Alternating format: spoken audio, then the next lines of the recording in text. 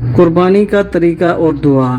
قربانی سے پہلے جانور کو چارہ پانی دے دیں، چھری اچھی طرح تیز کر لیں اور پھر جانور کو بائیں پہلو لٹا کر اسے قبلہ رخ کر لیا جائے۔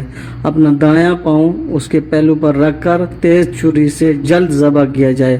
ذبح کرنے سے پہلے یہ دعا پڑھیں: انی وجہت وجہی للذی فطر السماوات والارض علی ملت ابراہیم حنیفا وما انا من المشرکین قل ان صلاتی ونسکی ومحیای ومماتی للہ رب العالمین لا شریک لہ وبذالک امرت وانا من المسلمین اللہم منک ولیک بسم اللہ اللہ اکبر۔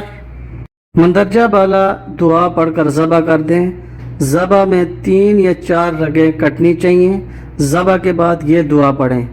اگر ذبح کرنے والا کوئی اور ہو تو منی کی جگہ من فلاں یا من فلاں اس کا نام لے کر جس کی طرف سے قربانی ہو رہی ہے پڑھیں۔ اللہم تقبلہ منی کما تقبلت من حبیبک محمد و خلیلک ابراہیم علیہ السلام۔